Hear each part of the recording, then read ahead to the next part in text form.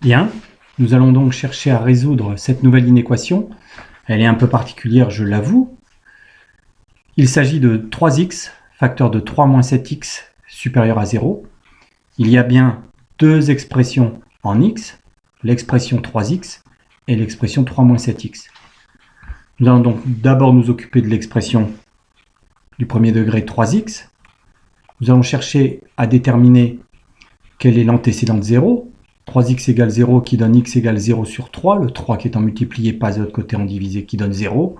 Ou alors l'application de la petite formule, le a, coefficient du x, qui vaut 3, le b, eh bien il n'y a rien, donc b vaut 0, et moins b sur a donne donc moins 0 sur 3 qui fait aussi 0. Petite remarque, si c'était une fonction, ce serait une fonction linéaire, et en effet, on sait que pour une fonction linéaire, l'antécédent de 0 est 0, c'est-à-dire que la courbe représentative de cette fonction passe par l'origine du repère. Ce qui nous donne comme tableau de signes l'antécédent de 0 qui est 0, la courbe, comme je viens de le dire, de la représentation graphique de la fonction qui a x associerait 3x passe par l'origine du repère, le coefficient directeur qui est positif, conséquence on a une droite qui monte, qui part des moins vers les plus. Deuxième expression 3 moins 7x, on va chercher à résoudre quand est-ce que 3 moins 7x égale 0. On passe d'abord le 3 de l'autre côté, il est en positif, il passe en négatif. Et le moins 7, qui est en facteur du x, passe de l'autre côté en division. On a donc moins 3 sur moins 7 qui donne 3 septièmes. Si on passe à l'application par la petite formule, le a, coefficient du x, c'est le moins 7. Le b, le 3. Moins b sur a donne donc moins 3 sur moins 7, le même résultat, 3 septièmes. Cette fois-ci, le coefficient directeur est négatif. On a donc une droite représentative de cette équation 3 moins 7x qui descend. Cette droite part donc des plus pour aller vers les moins, avec comme antécédent de 0, le 3 septième. Passons au tableau de signes du produit, cette fois-ci. Comme d'habitude, première ligne, le signe de 3x, la première expression. Deuxième ligne, le signe de 3 moins 7x, la deuxième expression. Et enfin, le signe du produit. Les deux antécédents de 0 sont 0 et 3 septièmes. On les positionne dans l'ordre de l'axe des réels entre moins l'infini et plus l'infini. Donc le 0 avant le 3 septième. Le 0 est l'antécédent de 0 pour l'expression 3x. C'est dans le tableau de signes du signe de 3x que 0 est l'antécédent de 0. On le positionne. Et le 3 septième, lui, c'est l'antécédent de 0 pour l'expression 3 moins 7x. On le positionne. Comme on l'a déjà vu dans les exercices ou exemples précédents, lorsqu'un facteur est nul, le produit est nul. Donc en 0, le premier facteur est nul. En 3 septièmes, c'est le deuxième facteur qui est nul. Un produit de facteurs est nul si et seulement si l'un des facteurs est nul.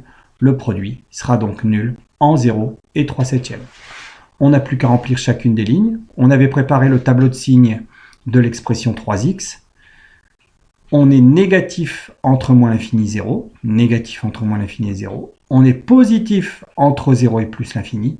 Positif entre 0 et plus l'infini dans chacune des cases correspondant aux intervalles qu'on a définis en inscrivant les antécédents de 0. Même chose pour la ligne 3 moins 7x.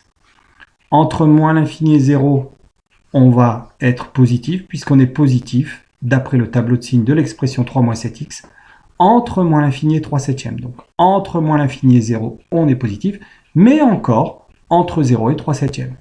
Et c'est après 3 septièmes, qui est l'antécédent de 0 pour cette ligne-là, que l'on devient négatif.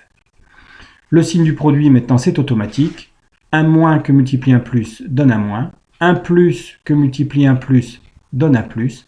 Un plus que multiplie un moins donne un moins.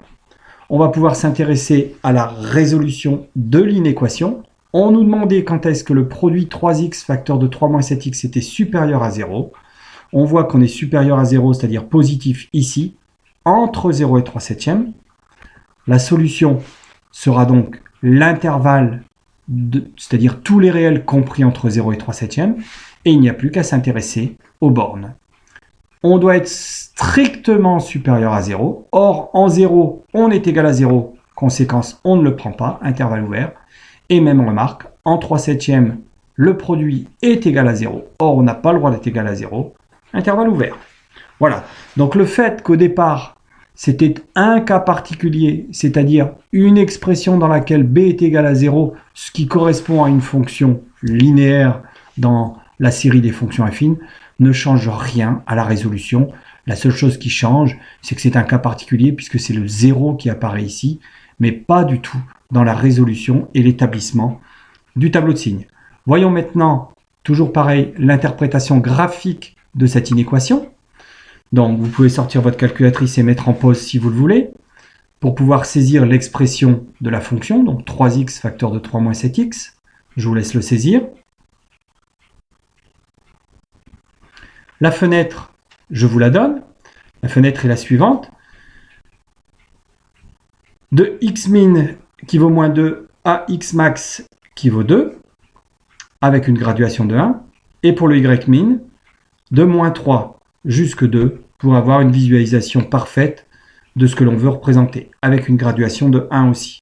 Ce qui donne comme courbe représentative la suivante, toujours pareil, hein, ce n'est plus une droite, puisque si on développait ce produit, on aurait des x carrés, donc évidemment la représentation graphique n'est pas une droite.